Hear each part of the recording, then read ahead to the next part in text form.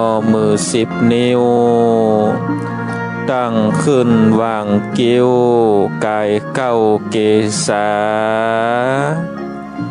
แตบไตผาติตะทะไลรัตนาพันแผ่วพระแก้วเจ้าตั้ง3 ประการโดยความเคารพนอบนบปูจาขอไวสาบารมีครูบาอาจารย์พระมหาเถระนุเถระพระเถระพระเจ้าพระสงฆ์ทุกรูปทุกตนโดยความเคารพขอความสุขความสัสดีจงมีแก่ศรัทธาญาติโยมท่านสา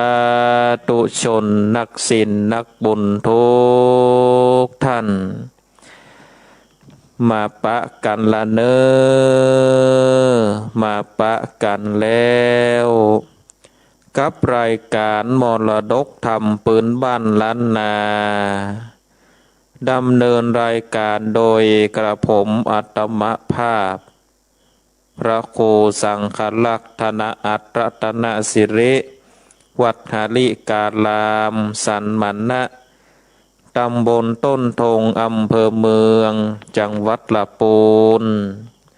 ก็ได้น้อมนำเอารายการมาพบกับศรัทธาญาติโยมท่านสาธุชนนักศีลนักบุญทุกท่านกันเป็นประจำทุกวันพุธเวลา3:30ถึง5:00อยู่ด้วยกัน1 ชั่วโมงครึ่งโดยประมาณวันนี้ก็เป็นวันพุธที่13 เดือนตุลาคมพุทธศักราช2564ก็ได้มาพบกันแถมพุธศรัทธาญาติโยมก่อนที่เราจะได้มามาจามาฟังพระธรรมเทศนานั้นก็เราได้ไหว้พระก่อนเนาะศรัทธาญาติโยมเราจะได้ไหว้พระเพื่อที่จะได้เป็นการน้อมจิตน้อมใจศรัทธาญาติโยมได้มีจิตใจอิ่มใจชื่นใจจุ่มใจเนาะศรัทธาเราจะได้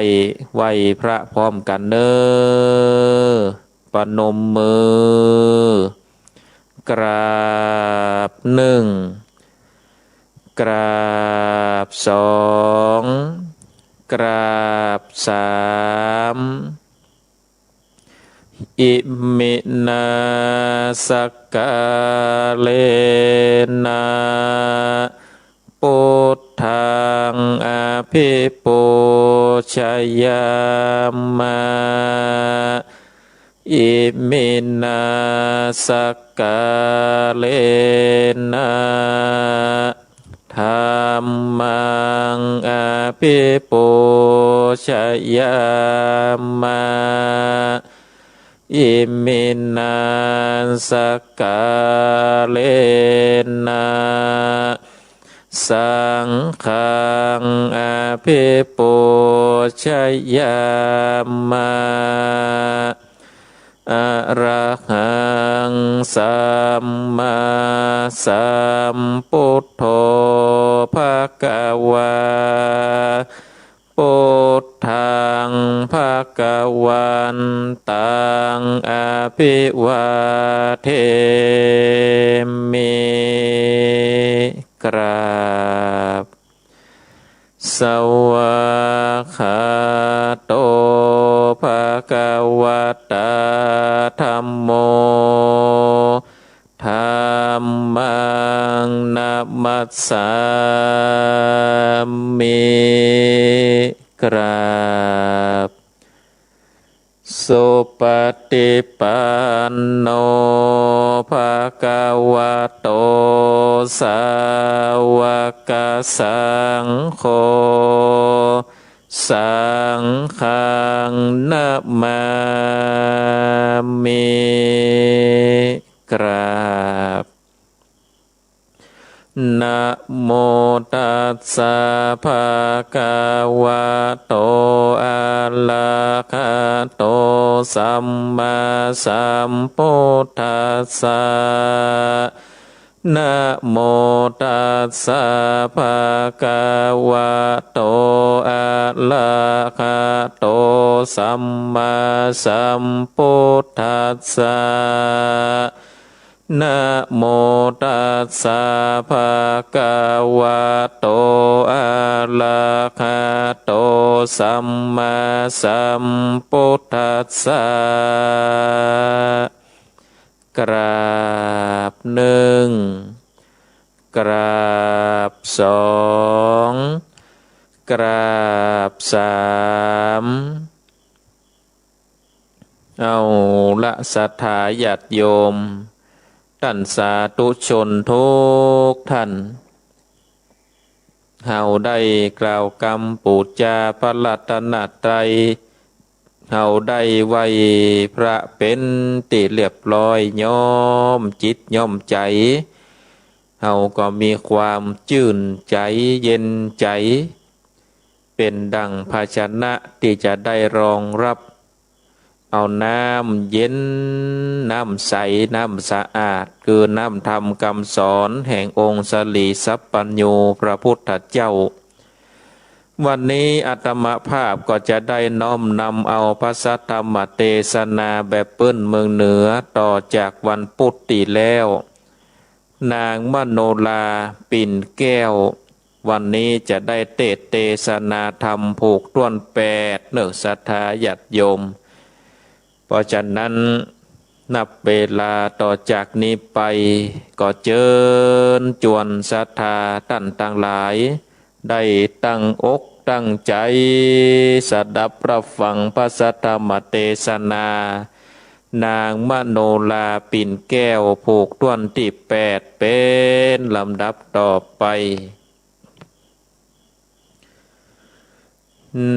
นะโมตัสสะภะคะวะโตอะระหะโตสัมมาสัมพุทธัสสะตันตามโนลาเตวันตาโยสัมพังวะตุงจานาเปเสตนลาโกเกปังเปเสเตสะตัมโวนโดนลาสัมโปเลสะทั้งหลายตั้งยิ่งใจมวลโมอันเข้ามาโสอาลามคาบศีลงามแปดหานั่งโยธาตฟังธรรมจงดาจำต่อแทงเพื่อเกิดแจ้งตั้งเตวอันจากเร็วไปลอดเวียงแก้วยอดเนลปาน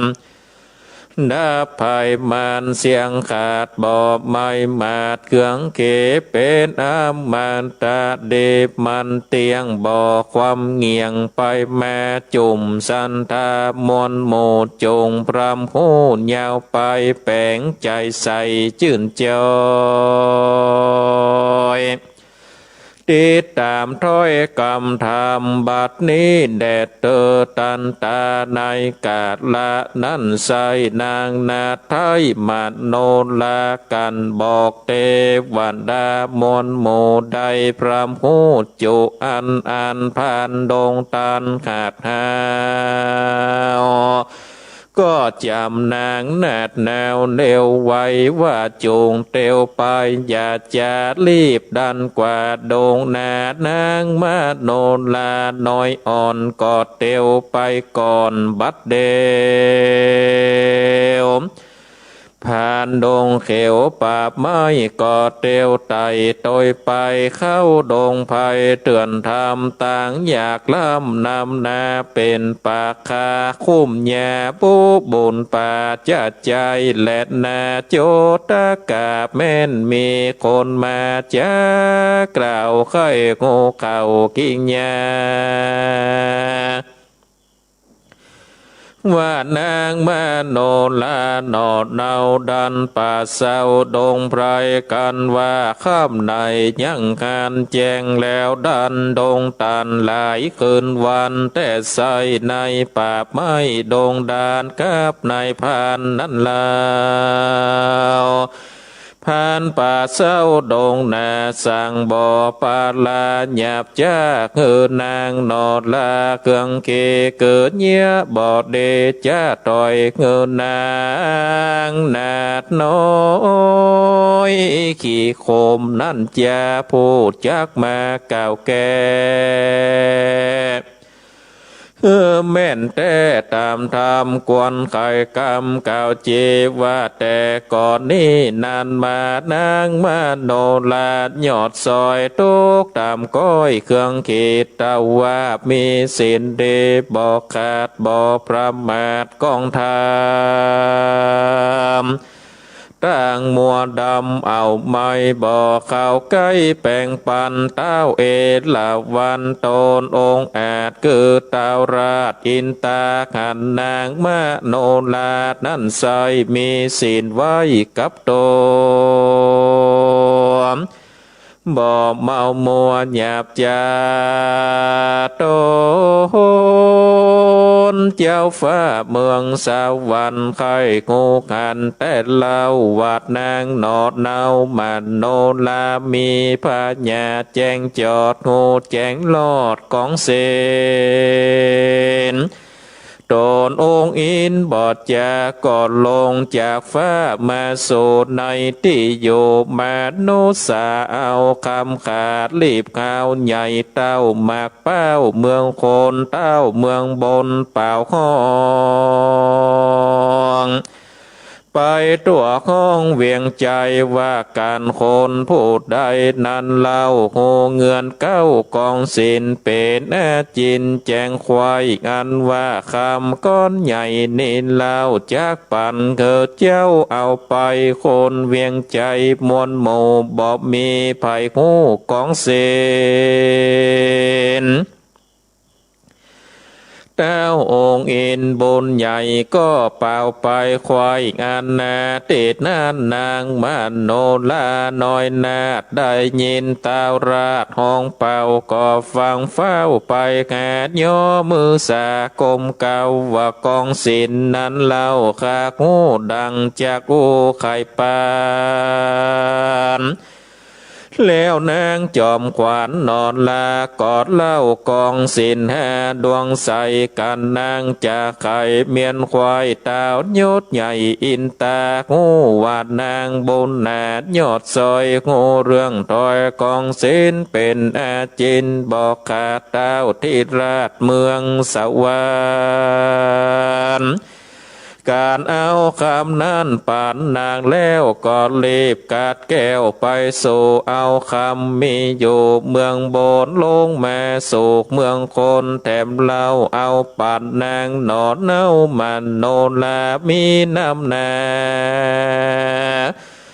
ลายหลากเจตต่างจ้างหากเป็นไม้นางบนไผ่อ่อนน้อยอันตุกต่ำก้อยเครื่องเคกลายเป็นเศรษฐีมั่งเต่าตุกคำเจ้าคืนวันการดับขันมวยมางจากโลกกว้างเมืองคนโดยโกศลอันใหญ่นางนาไทยมันโนลาได้รักษาศีลแค่บุญแก่กาพาเสดกอดได้เมื่อเกิดเมืองสวรรค์สู้คืนวันจืนจอยได้แค่100 ขวบปีกำนางมีบอกขาดกันก้อยกาดดับกันจากสวรรค์เตดต้องมาเกิดอยู่ของเมืองโคดมีตัวตนบอดสาว ชื่อนางนอนนาวมาโนลาพันดงนาป่าไม้ป่านางนาไทยบุญภายไปถวายเต้าเจ้าบุญบอดเศร้าสนตานาโกบมารยามด้านดานปากกว้าง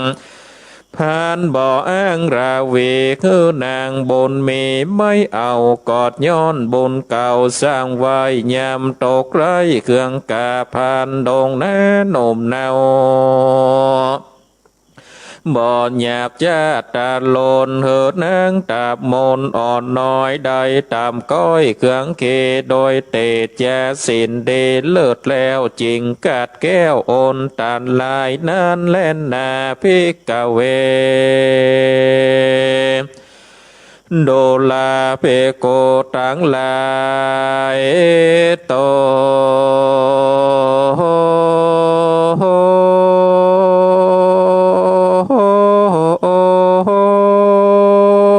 นั่นเป็นสายงานเลดญาเจ้าโตกรรมเจ้าปั๊มเพ่งธรรมอันว่าปาปากามนั่นใส่ภัยสร้างไว้กับตนกับบาปวนตอบใส่จากได้ให้เครื่องเกส่วนกะตำเดนั่นเล่าอ่านคนหนุ่มเท่าปั๊มเป่งแม่ย่อมจากป่าเกิดปนจากต่างตกยากโจประการสัตตาหารม้วนหมู่อันนั่งอยู่ฟังธรรมจงดาจำจือไว้แล้วแก้ก่อนใกล้ขาดนิ่งเอาแดดเตอโสรุทธโกอ่านว่าผ่านป่าโปตากากันป่านางบนนานอนหนาวดันป่าเศร้าดงไผ่ลอดคำในยังคานแจงแล้วดันเตวต่างดงขวางยากนักแก่เป็นหินแห่คมจาเป็นปาคาคุ้มยาต่างที่เป็นตาวังทานเนยเขมาปานป่าใหญ่คนไปบอกควายตึงทองลางที่เป็นหนองใหญ่กว้างมีสัตว์อยู่สร้างนันนาพุทธกาพันป่าปานางนอดละภายพานลาดดงตานจะใจเก็บลูกไม้ปาลามีนำแน่เตือนทองกินเลี้ยงต้องเตียวต่างนกดงขวางห้องสาวสานันดาวดงดำฟังเป็นกรรมจะแจวว่าสองแขกแก้วเตียวมานางมาโนลายิ้มแย้มงามเหมือนแต้มแป้งเอาจุ่มหมูเขานกปากห้องเอิ้นกว่าอาการผ่านดงตานนั้นเล่าและนางนอดเนามาโนลาบอกอ่อนคู่กำจะมันได้เจ้าดันป่าไม้ดงไผ่ตามกำในจัดก่อนมาไล่ตอนลาวีเป็นตุเขลายแหล่น้ำตาแผดลำไหลเต้าโอดสะใจไว้มานเตียวสอดดันพันพายได้เดือนไปเป็นหมอกก่อโพดออกดงแน่ลอดสีมาแข่งดาวพระแผ่นดาวอุตลาดนากรก็มีกันแล่นนาตัดสามิงคาเนในขานานั้นสายพระที่ไวตาลงยานเกิดเจ้าสนตาหน้ากุมารน้อยนาดปาอามาตโยธาตั้งเศษนามนโมออกมาสู่สวนอุยญาณก็ขานยังพรานป่าเศร้าป่านางนอนเนามันโนลาเตียวตั้งมานั่นใส่เจ้าหนอไทยสงสัยว่ามันเป็นผู้ใดนั่นเล่าพิมพ์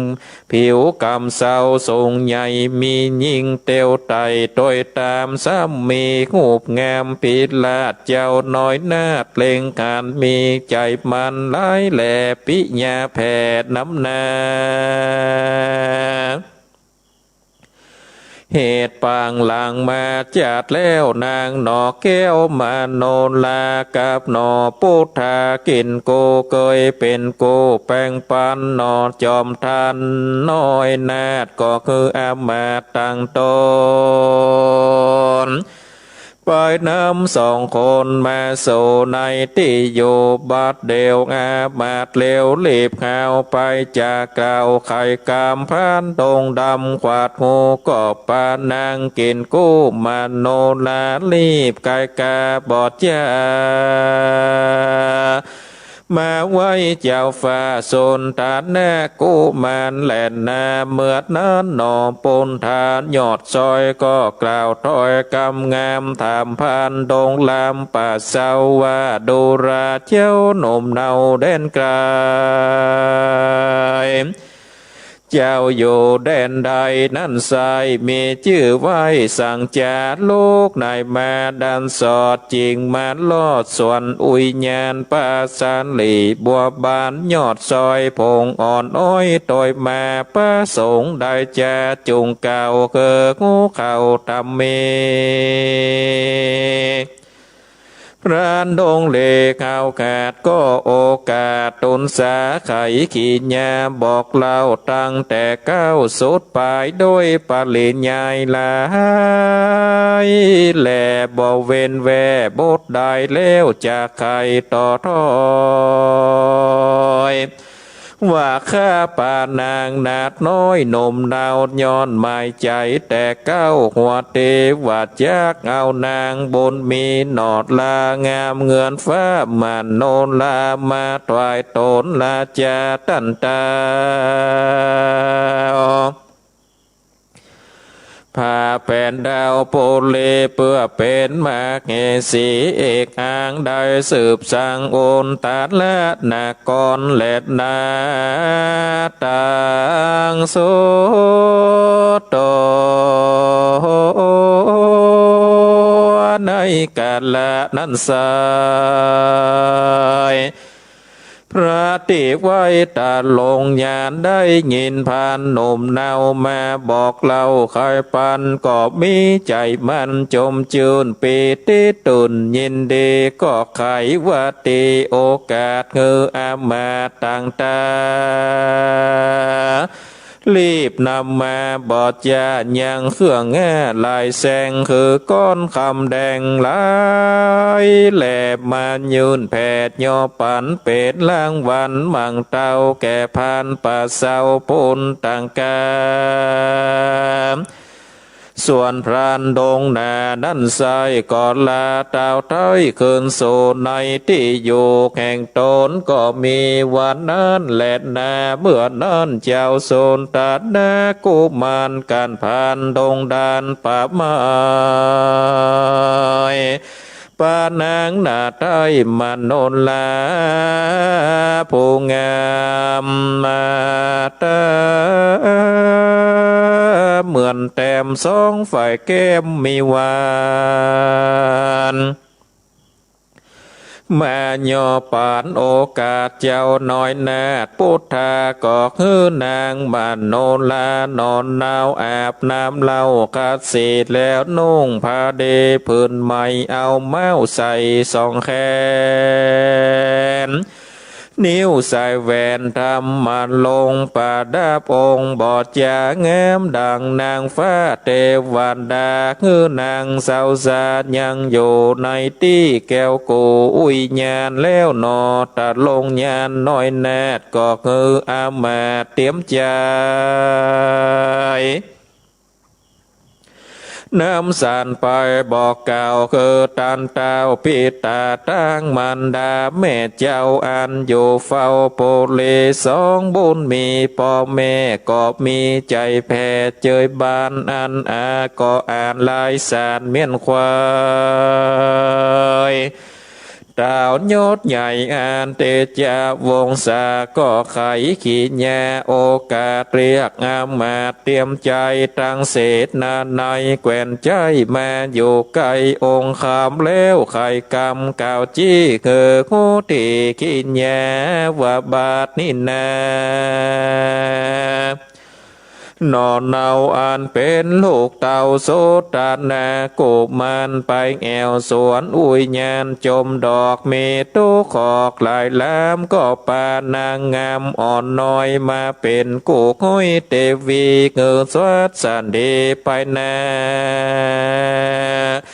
เลือตัวฟ้าแดนไก่เขากวนไปครับตอนเจ้าน้อยอ่อนบุญนาเกตนั้นนาอย่าจ้ากวนพร้อมนาเพียงการเล่ภายผันเพียวกวาดยังภาษาพังกา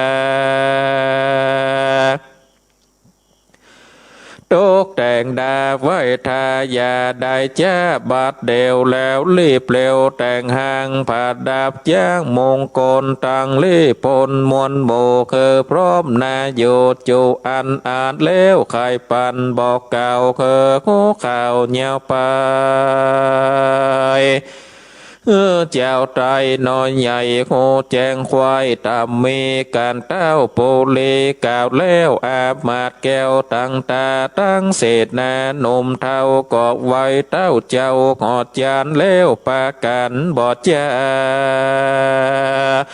กาตามดังเจ้าฟ้าจะใครรีบเร็วไวเป่าห้องปล่อยตัวห้องราจันตานีเจ้าปูเลมนโมกันพรำกู้ขีดแย่ก็เอากันดาแต่งหา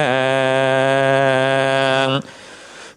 โกอย่างบวชหลับมวนกาละกวนมาควายงามมาดใหญ่ปูโลกิตาก่อนนำโยธามวนมากออกไปจากเวียงใจเพื่อจากไปครับตอนเจ้าน้อยอ่อนโซนตัดนากุมารปานางนงขานนอลางามเงินฟ้ามันโนลามาเป็นใจยาห่วมสางเมืองกว้างเลืองไหลเศษนาในหนุ่มเท่ามีหมักเท่าเป็นแสนเต็มตัวแดนปากกว้างจุมมาแจ้งเป็นแถวลายเลียงแนวสุดพอดล้อเกวียนตอดใหญ่ๆเตียวกันไปเป็นตาก็ไปลอดกว่าส่วนอุยญาณปูโลกิตาจันปูใหญ่ก็ปาพลไพ่ทั้งหลายไปถวายขับไว้เจ้าหนอดได้บุญนาไข่ขีดแย่เล่าเก่าบอกเจ้าหนอดเน่าตามมีว่าเจ้าปุริยศอาจได้โอกาสจากไข่เงินโยธาในหนุ่มเท้ามาตอนฮับเจ้าไปโซในที่อยู่ปุรีกับนางบุญมีหยอดซอยเพื่อกู้ห้อยใจยาต่างปิตาดาวราบได้โอกาสจากใครเงือไผ่ไตใหญ่น้อ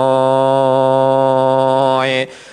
ในจื่นจ้อยเจยบานกันปูโลกิตาจานอามาดแก้วเสียงขาดสุดกำก่อนโยกกันคำใบใหญ่ดอกไม้ใสลายเสดูงามดีบ่อสาวไปตวายหนอเน่าสนตานากุมารหนอตาลงยานติไว้กอกหับไว้วางตามแล้วไข่กำโอกาสว่าดูราอามาตปุโลกิตา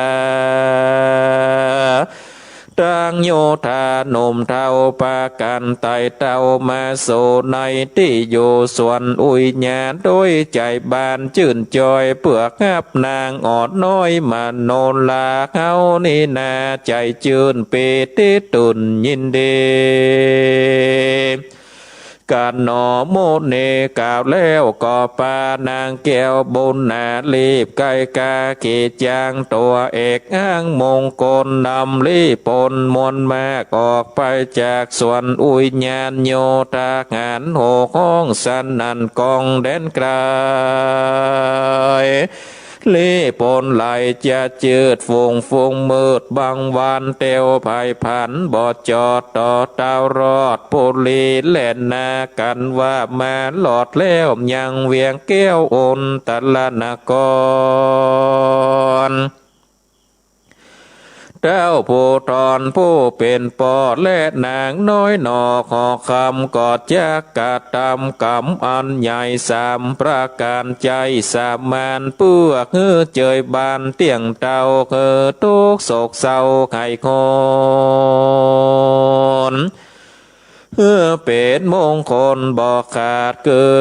ได้ภาษาขอจันปันแก่นอจอมทานยอดซอยคือเป็นมงคลบอดน้อยนำหนาเอานางมาโนลาหนอนาว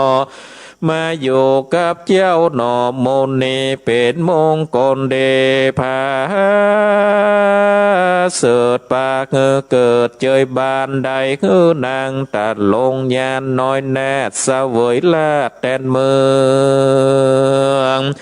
ก็เป็นมงคลเลืองบ่อเศร้าหากสืบแต่เก้าโบราณอันว่ามงคลสามประกาศนิสัยจากปากใดสวัสดีการเต้าโพลีกล่าวแล้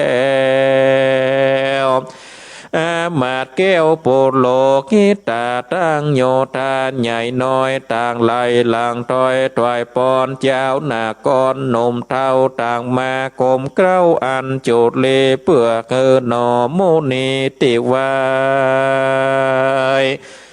และนางนาไทยมาโนลาโยติคาเตียงเตาโตคำเจ้าสวนสันเดภายญาณีกาดกอยไพรน้อยเจยบาทย้อนสมปันแห่งเจ้าโปกโหมเก้าบางภัยกันโยตาในและอามาตปัจจาลาเจ้าเมืองอันนานเนืองใหญ่น้อยมาถวายปอนหื้อหนอผู้ทอนเม่นแล้วเต้าตนแก้วขอคำก็ไข่กำโอกาสปัจจาลาดยิงใจเศษนาหลายหนุ่มเท้าได้เปกปอกเต้าเขินโสในที่อยู่ภายมันและนาตาโตลำดับนั่นไปนาเจ้าหนอลาตัดลงยานสุขสำลานคำเจ้ากับนางหนอแนวมาโนลาในพังกาภาศาสตร์บ่อไม้มาดเครื่องเกตหนอมุนีหยอดซอยยังกล่าวถอยจะสอนเจ้านากรมวลโมได้พระหูกองทำเว้นตั้งดำเอาไม้จากปากได้เจยบานแถมประกาศหนึ่งใส่คนโลกไตยิงใจจุงเกิดหมายสอดหูเติงเผาโพวงสามเมื่อยามญาติกาปิดน้องได้ถูกต้องโผยภายเนตรหนาวในเมื่อยใครหรือตันใส่ตันตากรรมได้ของคำไม่มาดมาต้องแปดจนโจกวนเอ็นดูใจกว้างเกิดลำสังโจนหนนบอดละคาโกนปิดน้องใจอ่วงข้องคนนาคือหายโลกาพญาตหายอุบาทกังวลย่อมเป็นโกศลไปนาบ่อตำจ้าเสียดลายขันสาไก่เปื่อนปองในตุกข้องอานาถาเมาเววากันอยากเมาตุกแยกมาโจกวนเอ็นโดใจจืนเข้านำยืนตามมีของใดเดบิดแบ่งก็ตกแต่งยอปัญญาใจตันคือทิยาธานีเลือพระมานกวนแปลงใจบ้านจมเจืนแบ่งโยกยืนวางไปจากเป็นปัจจัยอันใหญ่ปาได้สวัสสันเดชและนาแถมประการหนึ่งเล่าขันคนหนุ่มเท่าเครื่องเกมมาอันจะเลดน้อมไว้กันคนเขตไล่มาขอบอกกวนดาตอกำหยาบจากเป็นบาปโดยมากันของใดนามีอยู่กวนจื่นสู้เจยบาน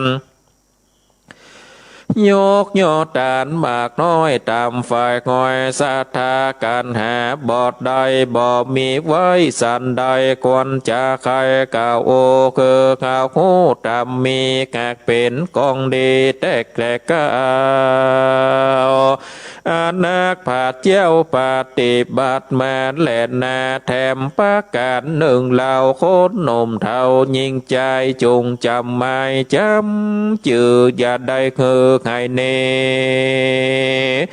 เป็นกองดีลำลนป่าหลอดพ้นต่างผ่านเกิดจากการทำการเลี้ยงใสอยากเกิดได้พิษธรรมบอกเธอเป็นกรรมเป็นโทษมีแต่ประโยชน์กับตนบอกคนนอนใหญ่ได้เดือดไม่เครื่องกาการนา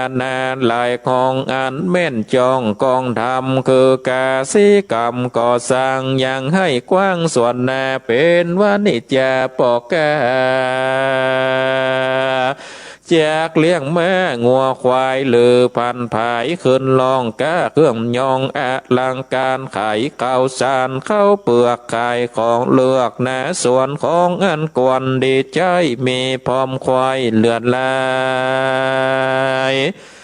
บอกก้าขายน้ำเหล้าตังยาปิดเหล้านานาจุมตาสีตาสาขาดใจบ่ซื้อไว้เงาขายบ่ขายงัวควายไปคาเอาเนื้อลาบสาโกแกงบ่ขายเครื่องฟันแต่งหมอกนาดเวนเสียงขาดตังดามเอาสินธรรมพระเจ้ามาเป็นเก้าไปนายน้ำตัวละ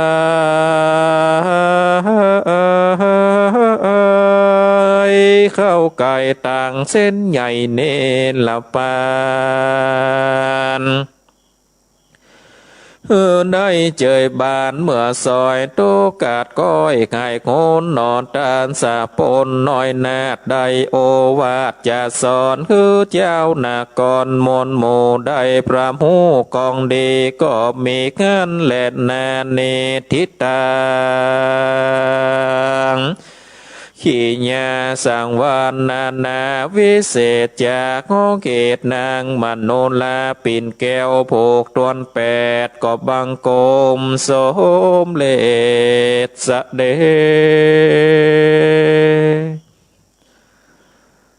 เอาละสัทธาญาติโยมท่านสาธุชนนักศีลนักบุญทุกท่านการได้ทลัดเทศนาพระธรรมเทศนาแบบพื้นเมืองเหนือนางมโนลาปิ่นแก้วผูกต้นแปดแบบปืนบ้านล้านนาเกาะปะลิปูนังโจบลงไปเป็นติเรียบร้อยศรัทธาญาติโยมต่อไปก็จะได้สรุปเนื้อหาแจกความสำคัญกับศรัทธาญาติโยมท่านทั้งหลายได้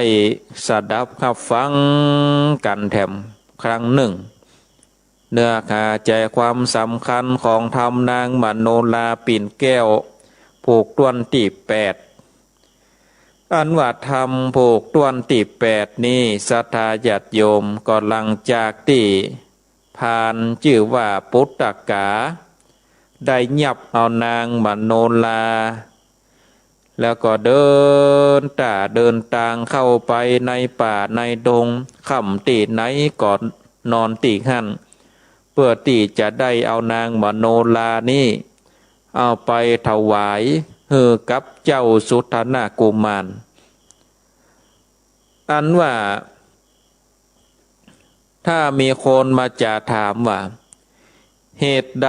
นางมโนลานี่กันว่าถูกยับไปแล้วก็บ่โดนทำร้ายได้กะโดนมัดแล้วก็ได้เดินจูงไปพิษแผกจากคนที่โดนยับบางเตือนี่อาจจะโดนบุบโดนตีก็เพราะว่าญาติก่อนนั่นนี่ นางมโนลานี่ได้รักษาศีลเนาะได้เกิดมาเป็นคนแล้วก็ได้รักษาศีลบอกว่าจะเป็นศีลห้าบอกว่าจะเป็นศีลแปดนางก็รักษาไว้จนมีวันหนึ่งนี่พญาอินทราธิราชได้ลงมาแล้วก็มาประกาศว่าถ้าไผหูจักกองแห่งศีลได้ได้จาเรื่องกองแห่งศีลให้ฟังนี่ก็จะได้รางวัลคือว่าคำใหญ่เต่าหมักเป้าในเมืองคนจะได้ฮือไปเลยไปเปลี่ยนรางวัลนางนั่นก็ได้ยินได้ฟังคนตั้งหลายตัวบ้านตัวเมืองบ่มีไผที่จะกองศีลได้ศรัทธาญาติโยมก็มีนางมโนลาจัดก่อนนะก็เลยได้ไปเรื่องกองศีลกองธรรมเพื่อฟังโอ้เต้าพญาอินทราธิราชก็นางอั้นแล้วนี่ก็เลยได้ปิกขึ้นไปเมืองฟ้าเมืองสวรรค์แล้วก็ไปเอาคำลงมาฮื้อคำนั้นนี่ศรัทธาญาติโยมมีนักมีหลายเอามาปั่นฮื้อนางหลังจากที่ได้เอาคำนั่นนี่เอาฮื้อนางแล้วนี่นางก็ใจคำนั่นนี่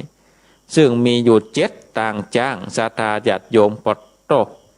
ถ้าเป็นสมัยนี้ก็รวยแล้วกันเนาะบาทหนึ่งนี่เป็นตาได้แล้ว20,000ปลายแล้วก็เนาะได้7ต่างจ้างศรัทธาญาติโยมนางมโนลานะก็เก็บเอาคำนั่นเนาะก็กลายเป็นเศรษฐีก็รักษาศีลอยู่แล้วก็ได้เสี่ยงชีวิตก็ไปเกิดในเมืองสวรรค์แล้วก็ปีคืนมาเกิดเป็นนางมโนลาในจัดนี้อันนี้ก็เป็นว่าเหตุใดที่นางนี่บ่โดนเบียดเบียนเนาะก็เพราะว่านางได้ถือศีลโดยเฉพาะศีลข้อปาณาติบาตในศรัทธาญาติโยมนางนี่ก็ได้รักษาบ่ฆ่าสัตว์ตัดชีวิตเนาะเว้นจากการฆ่าสัตว์เบียดเบียนชีวิตคนอื่นบ่ไปเบียดเบียนชีวิตไผก็มาเบียดเบียนชีวิตเฮาเนี่ยศรัทธาญาติโยมอันนี้ก็เป็นบุญที่ได้สืบเนื่องจากการได้รักษาศีลนางนั้นก็ได้มีศีลมีธรรมได้กำจูจนมาเกิดเป็นนางมโนลาในพานนั้นเนี่ยก็ป้าเอานางมโนลานะเดินไต่เต้าอย่างที่ว่าตะเกียค่ำตีในก็นอนหั่น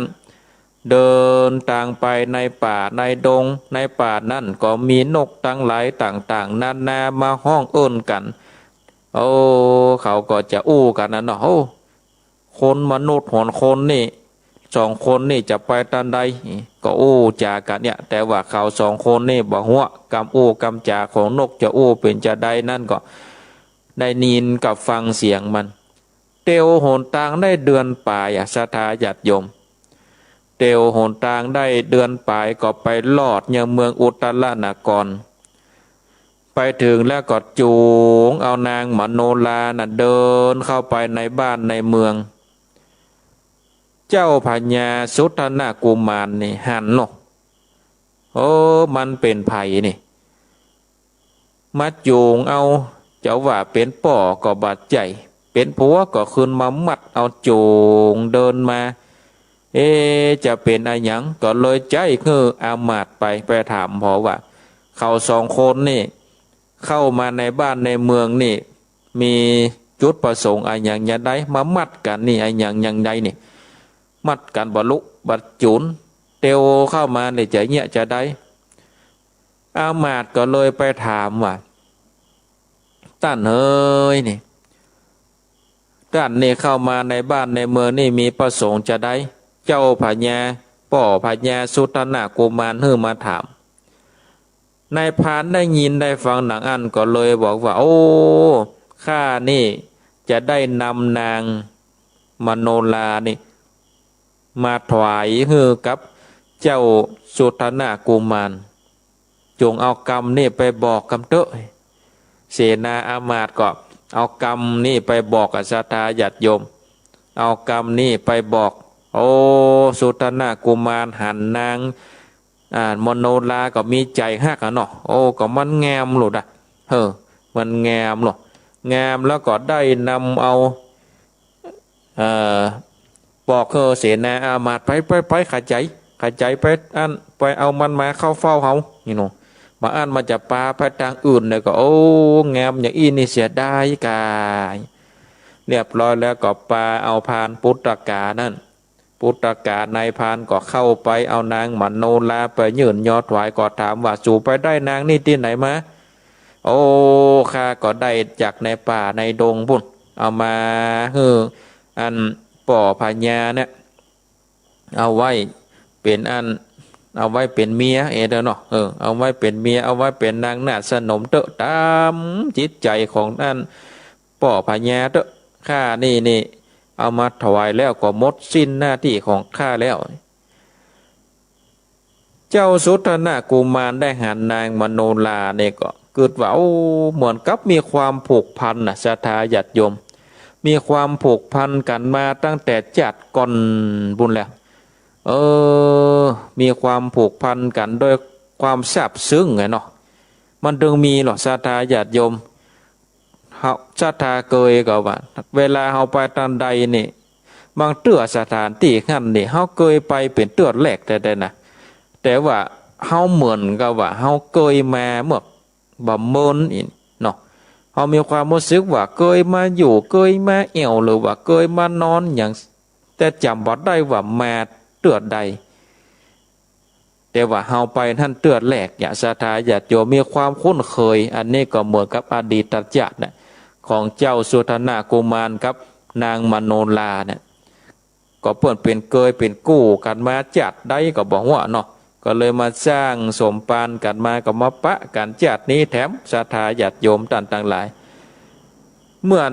เจ้าสุทนะกุมารได้ครับเอานางมโนราแล้วก็ปันเงินปันคำเพื่อกับนายพานก็ได้เงินได้คำแล้วก็เปิงอกเปิงใจก็เดินทางปิกไปที่อยู่ของตนส่วนเจ้าสุทนะกุมารก็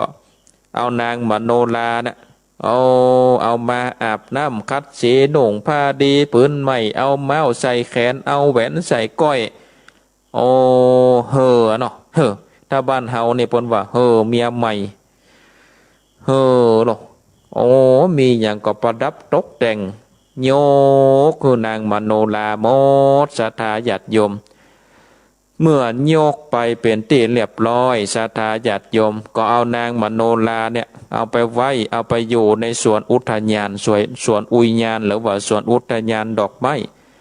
นางนั่นน่ะได้มีความสุขได้จมจื่นกับดงดอกอยู่ในป่าในสวนแล้วก็บอกเสนาอามาตย์ได้นำหนังสือไปบอกป่อกับแม่ว่าบัดเดี๋ยวนี้ลูกนี่ได้ปะกู้แล้วบัดเดี๋ยวนี้นะขอป่อแม่ได้มาพอเตอะงามเปิงอกเปิงใจแน่นอนนี่หรอกป่อแม่ก็ของเจ้าสุทนะกุมารก็คิดว่าเนี่ยกู้ข้างกู้ปิงเปิ่นมาแล้วก็เลยดีใจกับลูกกับเต้าเพื่อที่จะได้ไปพอหน้าลูกไปเนาะไปพอหน้าลูกไปก็เลยได้บอกประดับตกแต่งยังจ้างมงคลเพื่อที่จะเดินทางไปเนาะเดินทางไปพอยังลูกสะใภ้ลูกไปว่าหน้าตาเป็นจะได้แล้วก็เป่าเสนาอามาตย์ตั้งหลายมาพร้อมไข่ที่ในสวนอุทยานศรัทธาญาติโยมเมื่อได้รีปนตั้งหลายก็ไปถึงแล้วนี่พ่อแม่ของเจ้าสุทนะกุมารนี่เกิดว่าเฮาควรที่จะมอบมงคล3ประการเป็นสมบัติหรือว่าเป็นมงคลลูกเต้าที่ได้ภรรยานี่ได้มเหสีใหม่นี่นะมงคลอันดับแรกนี่ก็คือได้ปันอยู่ปราสาทเนาะได้ปันปราสาทหอจันทร์เป็นมงคลอันดับแรกแล้วมงคลต่อมานี่ก็ได้เสวยลาภแดนเมืองนี่ศรัทธาญาติโยมได้เสวยลาภแดนเมือง เมื่อได้เสวยลาภแล้วนี่ก็ได้แต่งงานกัน ได้แต่งงานกันแล้วนี่ก็ยกทรัพย์สมบัติอาอย่างฮื้ออันนี้เกิดถือว่าเป็นมงคลที่พ่อกับแม่มอบให้กับเจ้าสุทนากุมาร เจ้าสุทนากุมารก็ได้แต่งงานกับนางมโนลาแล้วนี่ก็ได้ปกบ้านป้องเมืองอุตรนครหลังจากที่ได้ปกบ้านป้องเมืองแล้วนี่นางมโนลากับเจ้าสุทนากุมารนี่เพิ่นก็เป็นคนบุญนั่นศรัทธาญาติโยมเนาะเป็นคนบุญก็สั่งสอนเจ้าบ้านเจ้าเมืองให้ได้อยู่ในศีลกินอยู่ในธรรมจะไปคือได้กระทำผิดจากกองธรรมโดยเฉพาะศีลห้านี่คือมีอยู่ในจิตในใจเมื่อมีศีลแล้วนี่บ้านเมืองเฮาก็จะอยู่ด้วยกันอย่างมีความสุขแล้วก็สอนแถมอย่างหนึ่งว่าเฮานี่เป็นเจ้าบ้านเจ้าเมืองก็สมควรที่มีอาชีพอย่างสุจริตจะไปกระทำมิจฉาอาชีวะก็คืออาชีพที่มันผิดบอกว่าจะเป็นกล้าขายน้ำเหล้าสุรากล้าขายยาพิษกล้าขายอาวุธกล้าขายกล้าขายมนุษย์หรือว่ากล้าขายทาสบอกกล้าขายงอควายที่นำไปหลับซาฟันแตงอันนี้เป็นว่ามิจฉาอาชีวะคืออาชีพที่มันบดีนี่ศรัทธาญาติโยมท่านทั้งหลายเพราะฉะนั้นนี่ก็ประกอบอาชีพโดยสุจริตจะไปประกอบอาชีพในทางทุจริตบ้าอันนี่มันจะเป็นทางชิบหายมันได้เงินแต่ว่าบาปมันจะมาตกในศรัทธาญาติโยมบ่ตกกับเขาก็ตกกับลูกกับหลานบาปมาถึงบ่หายไปไหนหรอกนางมโนลากับเจ้าสุทนากุมารก็อยู่กินด้วยกันท่านน่ะมีความสุขในศรัทธาญาติโยมอันนี้ก็เป็นธรรมผูกต้วนแปดเนาะเป็นธรรมผูกต้วนแปดก็ได้สรุปเนื้อหาใจความสำคัญให้กับศรัทธาญาติโยมท่านต่างหลายที่ได้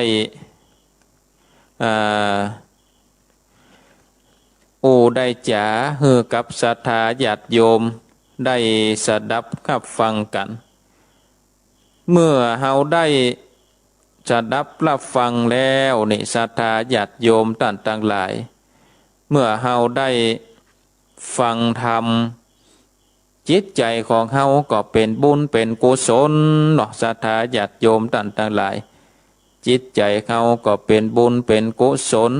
เมื่อจิตใจเป็นกุศลแล้วนี่ใจเฮาก็เย็นเนาะใจเฮาก็เย็นเมื่อใจเฮาเย็นแล้วนี่ศรัทธาญาติโยมท่านทั้งหลายเฮาก็มีศีลมีธรรม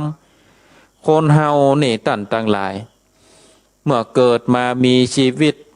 ตั้งแต่เกิดมาจนกระทั่งถึงวาระสุดท้ายของชีวิตก็จะต้องประกอบไปด้วยธาตุสี่คือธาตุดินธาตุน้ำธาตุลมธาตุไฟมารวมกันเป็นเนื้อเป็นร่างกายของเฮาได้สมบูรณ์ซึ่งการประกอบด้วยธาตุทั้งสี่นี่ก็ได้ทำให้เฮาเป็นคนที่สมบูรณ์แต่การที่สมบูรณ์ของชีวิตของคนเฮานั้นบ่ได้ขึ้นอยู่กับธาตุสี่คำว่าคนนี่ศรัทธาญาติโยมการจะเป็นมนุษย์หรือว่าการจะเป็นคนโดยสมบูรณ์นี่ต้องมีศีลมีธรรมประจำอยู่ในจิตคือการคิดดีการจะนำไปสู่การทำความดีการอู้ดีตามหลักศัพท์คำว่ามนุษย์นี่มาจากคำว่ามนะผสมกับอุสสญะมนะแปลว่าใจอุสสญะแปลว่าความสูงส่งความดีงามผู้ที่มีจิตใจสูงห่างจากกิเลสเครื่องเศร้าหมองทั้งปวงมีจิตใจที่บริสุทธิ์ผุดผ่องดีงามได้ชื่อว่าเป็นมนุษย์คือเป็นผู้อันประเสริฐทุกคนที่เกิดมาเป็นมนุษย์นี่จะต้องมีคุณธรรมอยู่สี่ประการคือหนึ่งมีหน้าที่สองมีการงานทำสามมีศีลสี่มีธรรมข้อที่หนึ่งมีหน้าที่ทุกคนที่เกิดมาเป็นมนุษย์ล้วนมีหน้าที่โดยกันทั้งนั้น เมื่อมีหน้าที่แล้วก็ต้องฮู้จักหน้าที่ของตัวเก่าเช่นว่าเป็นละอ่อนก็มีหน้าที่ได้เล่าเรียนศึกษาเป็นพ่อเป็นแม่ก็มีหน้าที่เอาใจใส่ดูแลลูกเต้าเพื่ออยู่ในความอบอุ่นอยู่ในโอวาทอันนี้คือมีหน้าที่ทุกคนต้องมีหน้าที่อย่างศรัทธาญาติโยมท่านทั้งหลายเป็นชาวพุทธก็มีหน้าที่ได้กำจูบวรพุทธศาสนาขององค์เสรีสัพพัญโญพระพุทธเจ้าได้ไปเสี่ยงตามความสามารถตามชีวิตของเฮาอันนี้คือหน้าที่ของชาวพุทธข้อที่สองเมื่อมีหน้าที่แล้วก็ต้องมีการงานทำคือทำหน้าที่ของตัวเก่าเป็นลูกก็ต้องทำหน้าที่ของลูกเป็นพ่อแม่ก็ต้องทำหน้าที่ของพ่อแม่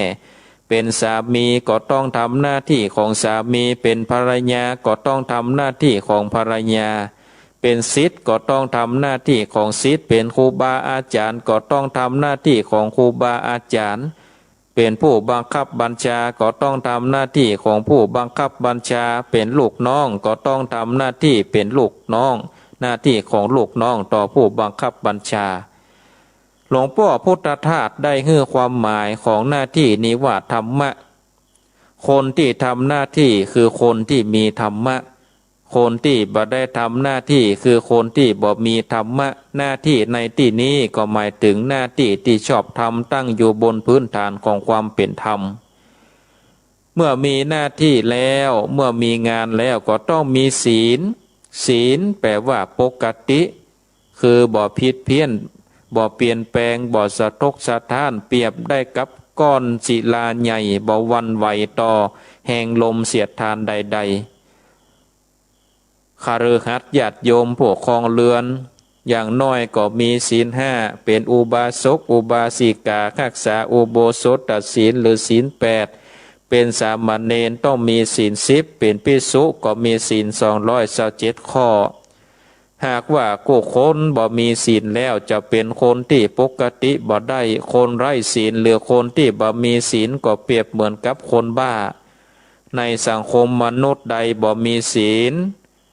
หาเกิดความมั่นคงในสังคมนั้นบ่ได้ประเทศใดมีผู้นำและประชาชนบ่มีศีลประเทศนั้นก็ย่อมเกิดจลาจลข้อที่สี่ก็คือมีธรรมมีศีลแล้วก็ต้องมีธรรมควบคู่กันไปธรรมะของพระพุทธเจ้านั้นมีหลักความเป็นผู้ใหญ่เป็นคนใหญ่อยู่ข้อหนึ่งก็คือพรหมวิหารสี่ได้แก่เมตตากรุณามุติตาอุเบกขาของว่าคุณธรรมของคนใหญ่เมตตาก็คือความฮักอันบริสุทธิ์ความเอ็นดูต่อผู้ที่ลำบากกว่าตัวเก่าสงเคราะห์ผู้ด้อยโอกาสประกอบกิจกรรมกิจการงานต่างๆที่เอื้อเฟื้อต่อการสงเคราะห์อนุเคราะห์ต่อสรรพสัตว์ทั้งหลายคนที่เป็นคนใหญ่ก็จะขาดถ้าขาดธรรมว่าข้อเมตตานี่บัดได้ผู้ใหญ่ย่อมชนะผู้น้อยด้วยการให้ผู้น้อยย่อมชนะผู้ใหญ่ด้วยการอ่อนน้อมถ่อมตนนี่ศรัทธาญาติโยมคำว่านี่ก็คือความฮักโอกาสอามิตรสิ่งของอภัยยกตัวอย่างศรัทธาญาติโยมถ้าเฮาเป็นคนใหญ่นี่เฮาจะมีพระเดชอย่างเดียวบ่ได้ต้องมีพระคุณโดยต้องมีพระคุณคอยนำพระเดชใจพระเดชโดยขาดคุณธรรมความเป็นผู้นำใจบ่ได้ต้องยึดหลักความเมตตานักอันที่สองกรุณาคือความปรารถนาคนอื่นหรือสรรพสัตว์พ้นทุกข์หรือได้หันผู้อื่นหรือสรรพสัตว์เป็นทุกข์หรือตกอยู่ในทุกข์แล้วทนอยู่บ่ได้ต้องหาทางคอยช่วยเหลือเต็มที่เช่นว่าผู้บังคับบัญชามีความหันอกหันใจผู้ใต้บังคับบัญชาเมื่อผู้ใต้บังคับบัญชาประสบความทุกข์ยากลำบากก็คือความช่วยเหลืออย่างเต็มที่ผู้ใต้บังคับบัญชาเมื่อรู้ถึงบุญคุณที่ผู้บังคับบัญชากระทำให้ตกเก่าแล้วก็ต้องมีความกรุณาตอบแทนคืนก็คือบ่คิดเหยียบย่ำดูหมิ่นดูแคลนผู้บังคับบัญชาของเฮาเจ้านายของเฮาอันต่อมาคือมุติตาคือความพลอยยินดีเมื่อผู้อื่นได้ดี เมื่อผู้อื่นได้รับความสำเร็จมีความสุขความเจริญก้าวหน้าก็มีความจมจืดยินดีในสิ่งที่เขาได้ครับบ่มีความอิจฉาริษยาในความสำเร็จของเขาโดยการแสดงความยินดีส่งบัตรอวยพรไปไปแสดงความยินดีมอบของขวัญอันนี้เขาไปแสดงความยินดีอันสุดท้ายคืออุเบกขาคือความวางเฉยแบบวางใจเป็นกลางกลางโดยบ่เอ็นเอียงเข้าข้างเพราะชอบเพราะจังเพราะหลงเพราะกลัวเช่นว่าบ่เสียใจเมื่อตัวเก่าที่เมื่อคนที่คักถึงความวิบัติหรือบ่ดีใจเมื่อศัตรูถึงความวิบัติบ่ใจว่าบาวางเฉยแบบบ่แยแสบ่สนใจบ่หู้บ่ชี้อย่างทั้งหลายแต่ว่าวางเฉยคือสามารถที่จะวางใจเพื่อเป็นกลางกลางบ่ยินดียินร้ายในศรัทธาญาติโยมเพราะฉะนั้นผู้ที่จะเป็นมนุษย์ที่สมบูรณ์ต้องมีคุณธรรมอยู่4ประการคือมีหน้าที่มีการงานทำมีศีลแล้วก็มีธรรมอันนี้ก็ได้ได้จ่าได้ฝากคือกับศรัทธาญาติโยมตั้งหลายไว้แล้วเมื่อเฮามีธรรมะนั่นก็จะส่องสว่างเฮานั่นเป็นมนุษย์ที่ดีเป็นมนุษย์ที่มีจิตใจสูงศาสนาพุทธนี่เกิดมาเพื่อแก้ทุกข์ในศรัทธาญาติโยมเพราะว่ามนุษย์ทุกคนเกิดมาก็ย่อมมีทุกข์เป็นธรรมดาการแก้ไขเพื่อได้ผลดีที่สุดคือบ่ต้องเกิดหรือว่าไปนิพพานหรือจิตหลุดพ้นจากอาสวะกิเลสจิตวิมุตติหรือว่าพ้นทุกข์โดยสิ้นเชิงมนุษย์ของเฮาเกิดมาเนี่ยใดคนเฮาเกิดมาทำไมเกิดมาเพื่อใจหนี้การกระทำที่เคยได้กระทำเมื่อคนอื่นบอกว่าคนหรือสัตว์เกิดมาเพื่อพัฒนาจิตให้หลุดพ้นเนี่ยใดมนุษย์ของเฮาจึงมีความดีและความชั่วขึ้นอยู่กับว่าที่มาของจิตหรือวิญญาณนั่นถ้ามาจากวิญญาณของคนที่บ่ชอบทำเพื่อไผเดือดร้อนหรือเป็นคนดีก็ย่อมกึดไปในทางที่ดีได้ง่ายไฟในทางที่ดีถ้าวิญญาณนั้นมาจากคนที่ชอบทำให้คนอื่นเดือดร้อนก็กึดในทางที่ทำให้คนอื่นเดือดร้อนได้ง่ายมีไฟในทางที่บ่ดีทำอย่างใดจะทำให้มนุษย์กึดดีทำดีก็ต้องทำให้มนุษย์ทำให้คนเฮามีจิตใจที่สะอาดบริสุทธิ์มีความผ่องใสเนี่ยใดจะทำให้จิตใจของคนเฮานั้นมีความสะอาดก็เขามีจิตใจอันสงบนี่ศรัทธาญาติโยมเมื่อจิตใจสงบแล้วนี่ศรัทธาญาติโยมเฮาก็มากึดพิจารณานั่งหายใจเข้านั่งหายใจออกพิจารณาร่างกายว่าเป็นของที่มันบ่เที่ยงแท้แน่นอนบ่คงที่เป็นละอ่อนใหญ่ขึ้นมาก็มาเป็นหนุ่มเป็นสาวจนถึงวัยกลางคนเท่าชราแก่ชราแหมบ่เมินบ่นานก็ถึงความตายเน่าปองไปผุพังไปตามธรรมชาติการที่มีชีวิตล้วนแต่มีเป็นทุกข์บ่ทุกข์นักก็ทุกข์น้อยเพราะฉะนั้นนี่ก็มาพินิจพิจารณาเมื่อมาพินิจพิจารณาแล้วปัญญามันก็เกิดศรัทธาญาติโยมต่างหลายปัญญามันก็เกิดเมื่อเกิดแล้วนี่ความดับทุกข์มันก็จะหายไปเฮาก็จะใจปัญญาในการได้พิจารณาพินิจพิจารณาศรัทธาญาติโยมต่างหลายเมื่อพินิจพิจารณาก็ไปตามบุญตามวาสนาการที่จะใจปัญญาดับทุกข์หรือว่ากึดอย่างนั้นก่อนด้วยวาสนาบารมีธรรมะของพระพุทธเจ้าได้กล่าวไว้ว่าบุญวาสนาบารมีบุพเพกตปุญญาตาว่าผู้ที่เกิดมาในโลกนี้ล้วนเกิดมาโดยอาศัยใบบุญหรืออาศัยวาสนาอย่างนักปราชญ์ว่า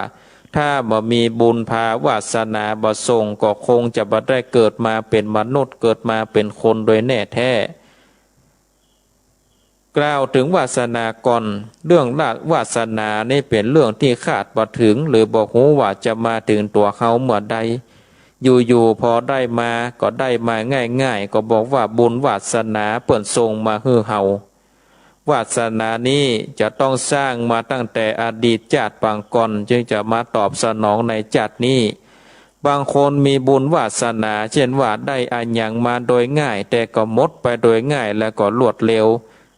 ก็หมายถึงว่าไร้วาสนาอย่างที่เปิ่นอู้กันมีบุญแต่ไม่มีวาสนาที่จะได้ครอบครองจะเป็นเข้าของเงินทองที่ดินที่อยู่อาศัยทุกสิ่งทุกอย่างถ้าจะเอาธรรมะมาใจก็ต้องบอกว่าท่านประมาทในการครองชีวิตดังพุทธภาษิตว่าปะมาโทมัจจุโนปะทังความประมาทเป็นทางแห่งความตายสมบัติที่มีแล้วบ่ได้รักษามัวประมาทเลินเล่อสมบัตินั้นย่อมสูญหายบ่คงทนถาวรเมื่ออู้ถึงวาสนาแล้วก็มาอู้ถึงเรื่องบารมีทำให้เต็มทำให้พิเศษกว่าคนอื่นรวมถึงความสามารถเขาจะต้องสร้างต้องเติมอยู่เรื่อยๆเพราะว่าเกิดมาตอนที่เกิดมาจากท้องพ่อท้องแม่เขาก็บ่มีบารมีการที่มีบารมีก็ทำให้ดีขึ้นเพิ่มขึ้นมากขึ้นสูงขึ้นจึงได้ชื่อว่าบารมีพระพุทธเจ้าเขาบำเพ็ญบารมีมานับจัดบ่ถ้วนอันดับแรกพระองค์ก็ทรงบำเพ็ญทานบารมีเฮามีคำถามว่าจะสร้างบารมีได้จะใดก็คือการเสียสละเป็นติดตั้งเป็นงานเริ่มต้นโดยการสร้างบารมีบางเตื้อเฮาไปปะผู้มีพลังหรือผู้ที่จันโลงมั่นคงที่มีคนเคารพนับถือกับไหวสักการะนักเฮามักจะกล่าวว่าท่านมีบารมีเฮานี่เปรียบบ่ได้เฮาบ่ได้มีบารมีอย่างเปิ้นเฮาขอบารมีเปิ้นช่วยคิดช่วยทำได้ถ้าเฮากึดอย่างอี้นี่ก็จะกลายเป็นคนจ้างขอศรัทธาญาติโยมปัตตได้ก็ขอบารมีอย่างอี้ใจบ่ได้การสร้างบารมีต้องเสียสละเป็นเบื้องต้นคือตั้งใจแล้วก็ตั้งใจเป็นอันดับสองลงมือทำด้วยความอดทนเป็นที่สามความสำเร็จผลก็จักโดยมานั่นหมายถึงว่าบารมีเกิดแล้วลงทุนนักก็ได้นักลงทุนน้อยก็ได้น้อยคือเสียสละศรัทธาญาติโยมได้สร้างตาหน้าบารมีเป็นเบื้องต้นคือความจัดความตานีที่เหนียวออกจากจิตจากใจฮือตาลไปการสร้างบารมีเพราะฉะนั้นนี่เมื่อวาสนาบารมีมาถึงจะนึกจะกึดอะไรยังจะทำอะไรยังมันก็ง่ายศรัทธาญาติโยมถ้าว่าบุญมาวาสนายังบ่ถึงนี่โอ้กึดอะไรยังก็ถึงบ่ง่ายศรัทธาญาติโยมกึดอะไรยังก็บ่ง่ายจะแปลงอะไรยังก็บ่ง่ายเพราะฉะนั้นนี่ศรัทธาญาติโยมท่านทั้งหลายก็เกิดพินิจพิจารณาเอาเนาะคอยที่จะสร้างบารมีโดยกันไปอันนี้ศรัทธาญาติโยมท่านทั้งหลายอาตมาภาพก็ฝากไว้เนาะฝากศรัทธาญาติโยมไว้ว่าเฮาได้เกิดมาเฮาเกิดมาทำไมนี่ศรัทธาญาติโยมก็เกิดเอาว่าเฮาเกิดมาญาติใดเอาละเนาะศรัทธาญาติโยมมาเหลียวพอเวลาก็มีเวลาเหลืออยู่10 กว่านาทีจะได้เปิดสายคือกับศรัทธาญาติโยมท่านทั้งหลายได้โทรมาแจ้งผลการนับฟังโทรมาโทรมาจ่าได้ที่เบอร์โทรศัพท์0865878177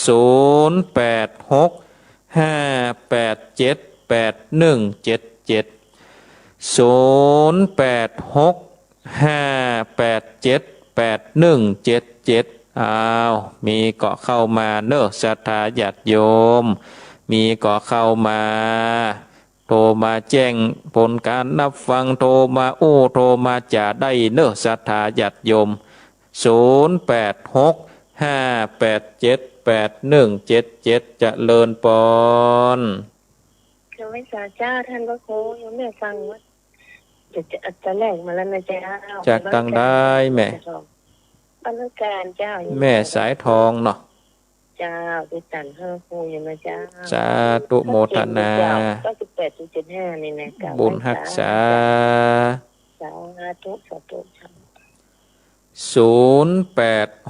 0865878177 0815878177เจริญปอ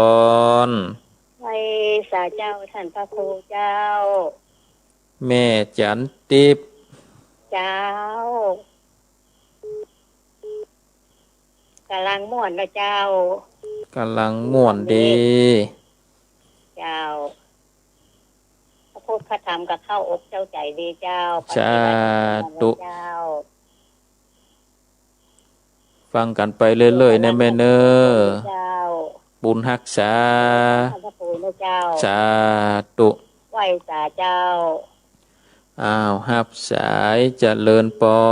นครับไหว้สาครับท่านพระครูป่อน้อยบุญปานครับผมเกิดมาใจกรรมเกิดมาใจเวรนะท่านพระครูนานากาท่านเลยซับต่างจ้างนะคำหน้าบอลนักบอลเจ็ดต่างจ้างเดี๋ยวต่างจ้างเดียวอ่ะต่างจ้างเดี๋ยวก็ตอกกุ้มกินบลากาเนาะ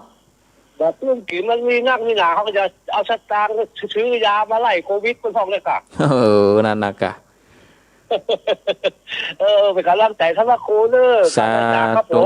สาธุบุญรักษาเนอะครับผม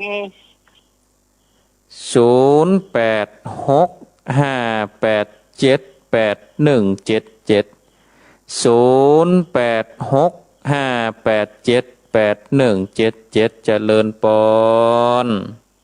เจ้าองค์สัตว์เจ้าท่านพระครูจากแจงหัวลินเจ้าแม่นละ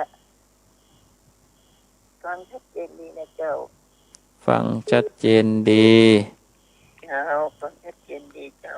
สาธุโมทนาเนอไว้สาเจ้าไว้สาเจ้าคนอื่นโทรพ่อสาธุ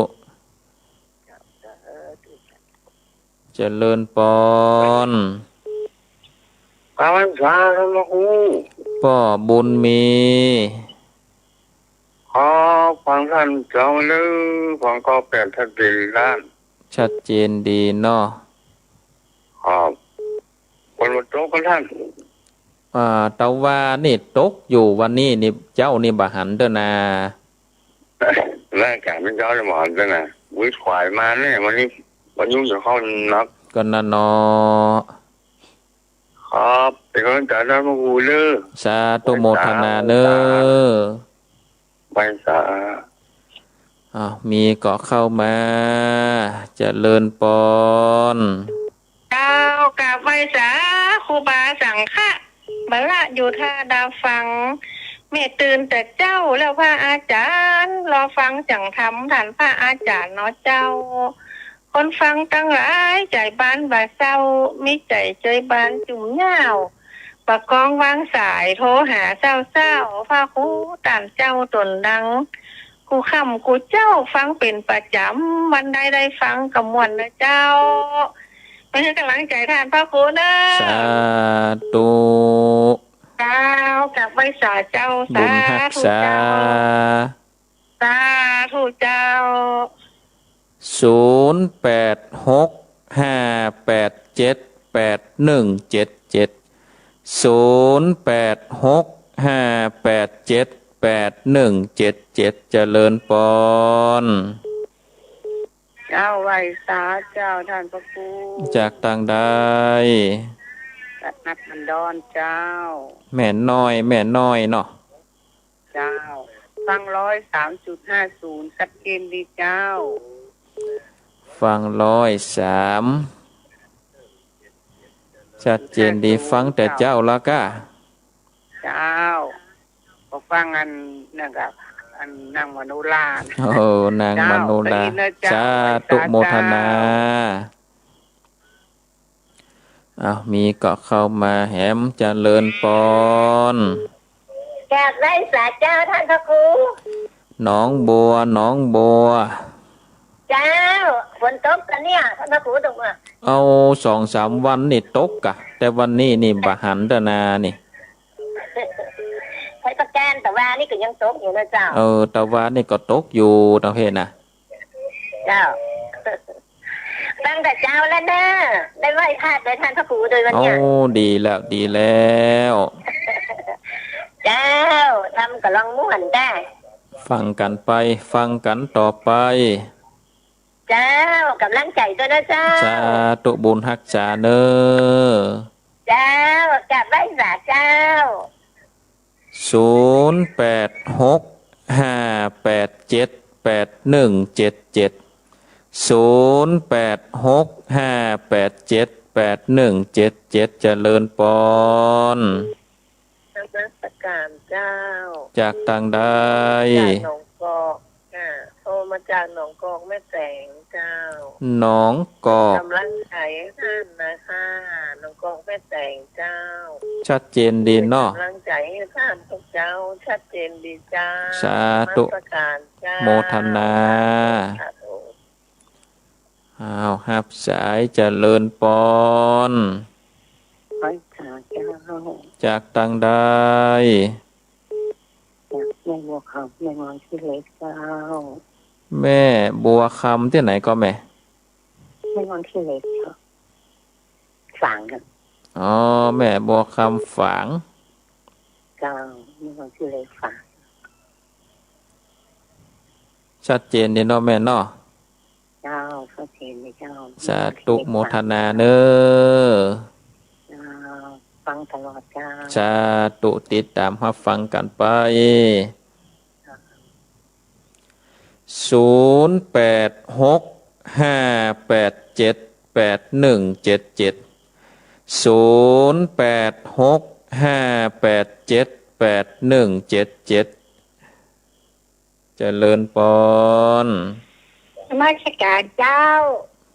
ยายพรยายพรบ้านนอนบ้านหลานเพ่บ้านตานไม่อยากโอ้อันกะมันมางานจบขาวดำก็เลยหลวดนอนแห่ปุ่นเนาะเจ้ามานอนเนี่ยคือโอ้คือมันนอนใหม่ฟังพักโอ้รับเสียเสียดูตื่นปุ่นจบพอดีถ้าจะดูจริงจบเนี่ยแต่ลืมทิ้งไปหน่อยมันเป็นยังดีละกะตื่นมาตันน่ะอันฝนตกมันเย็นเลยหน่อยนะกะรับหมดดีอ่ะเนาะชอว่าได้นะฝนตกนั่นนะกะครูสบายดีเนาะสบายดีบุญรักษาเนอยายพรเนอมาสการเจ้าฮับสายต่อเอาหลุดไปละเอาแหมกำเจริญปอนเจ้ากลับมาจากเจ้าท่านพระครูแม่สุเกี้ยวศิลปรสุเตี้ยมันห้องดับปุ่นเนอะได้ไหวพระสั่งถามทุกท่านพระครูทั้งหมดเจ้ามาแล้วนะเจ้าทำผูกต้น8แล้วนะเจ้าผูกต้น8แล้วกำลังม่วนอยู่เด้อฟังขึ้นก็18.75ว่าโทษ2ฝากในชัดเจนในเนื้อท่านพระครูสาธุโมทนาเจ้าติดตามท่านพระครูตลอดเด้อเจ้าสาธุเจ้าบุญรักษาเจ้าเจริญปอนเจ้าไหว้สาเจ้าจากต่างใดดงป่าซางเจ้าแม่บัวผินเจ้า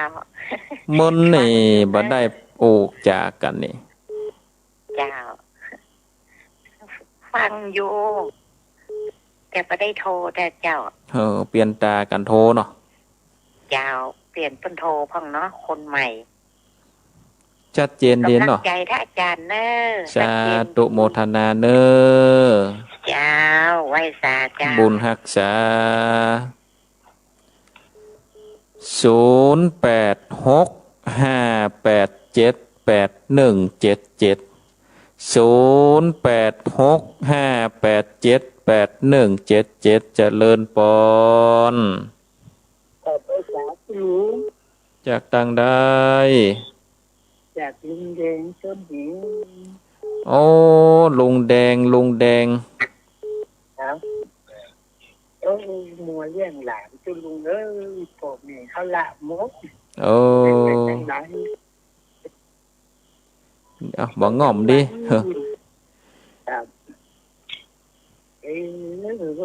โควิดก็มาที่ลุงนี่สินลำไยก็มาได้อกปีนี้ โอ้ก็ตามสภาวะนั่นกันเนาะ โอ้แต่นี่สินก่อนแรกเนี่ยยังถึงในแก่นนี่แล้วเนี่ยยังอยู่เลย โอ้สปะสปันเนาะเอาธรรมะเป็นกู้เป็นกีมไป นี่กำลังใจคุณลุงเด้อ สาธุสาธุโมทนาเนอ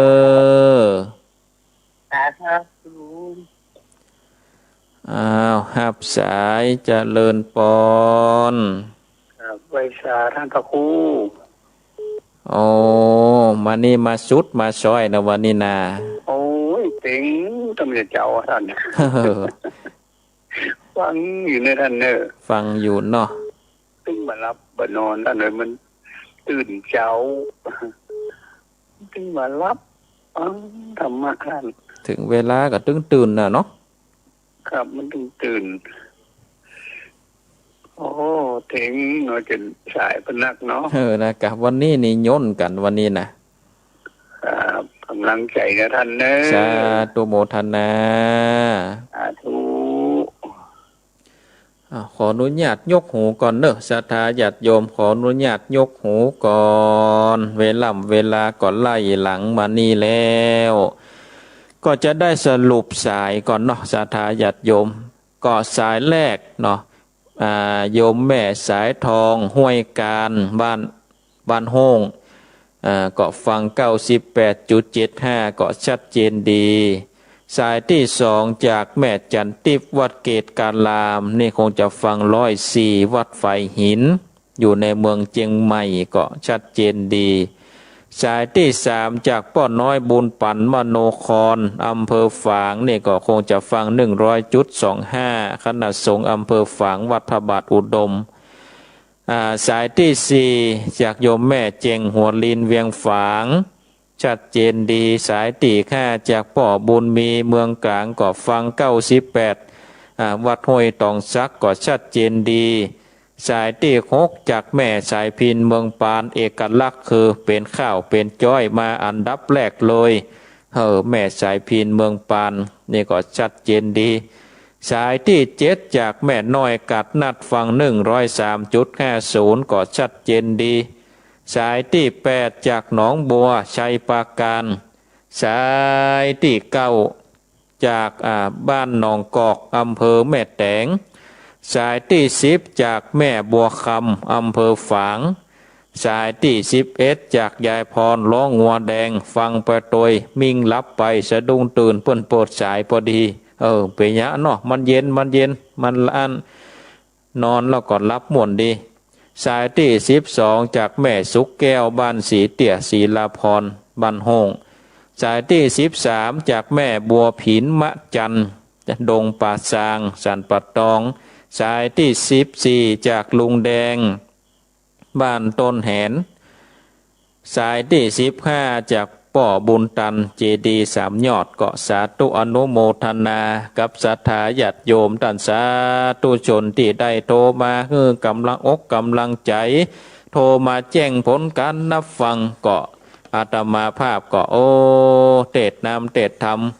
ก็ศรัทธาญาติโยมโทรมาคือกำลังอกกำลังใจก็จะอยู่เทศทำไปเรื่อยๆเนาะจนกว่าสังขารนี่มันจะเตดบ่ได้พวกเนาะศรัทธาญาติโยมจนซุ่มเสียงบ่มีพวกเนาะจนเตดไปบ่มีศรัทธาฟังสักคนพวกเนาะจะยั่งนะศรัทธาญาติโยมทั้งหลายวันนี้ก็รายการมรดกธรรมพื้นบ้านล้านนาอาตมาภาพพระครูสังฆลักษณ์ธนอัตรัตนสิริวัดหลิการลามสันมานะตำบลต้นทงอำเภอเมืองละปูนก็ขอขอบคุณอนุโมทนากับเจ้าหน้าที่ทุกคลื่นทุกสถานีที่ได้ก็เอาสัญญาณเสียงคือกับศรัทธาญาติโยมไปออกอย่างสถานีวิทยุคือศรัทธาญาติโยมได้สดับรับฟังกัน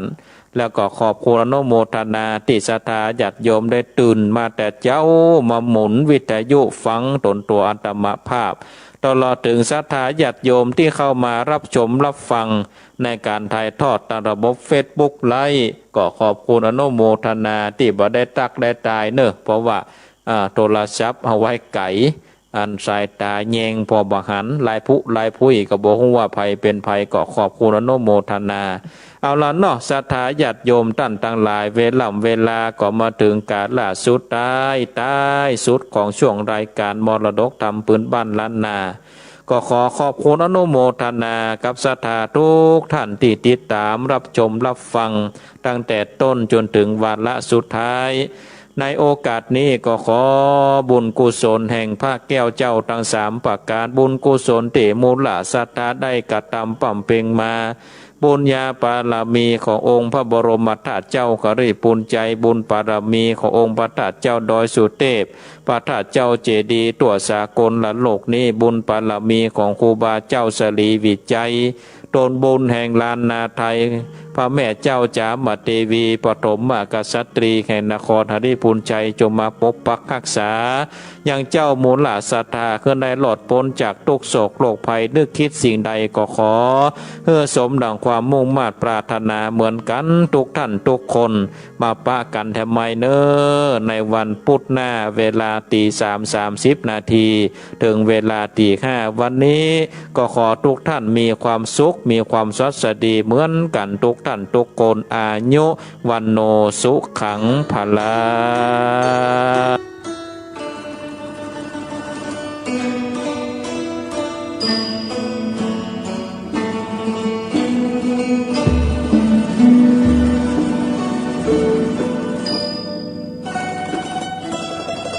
ขอเจริญพร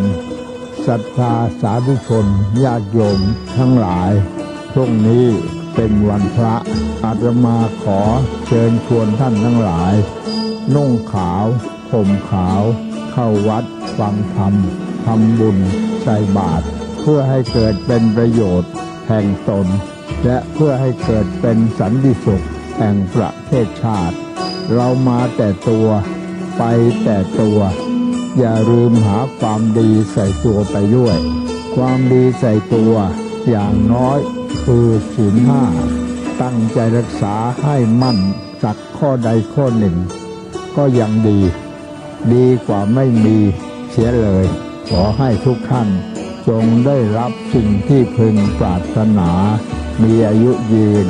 มีทรัพย์สมบัติมากมีปัญญาเฉียบแหลมทุกประการเทอญ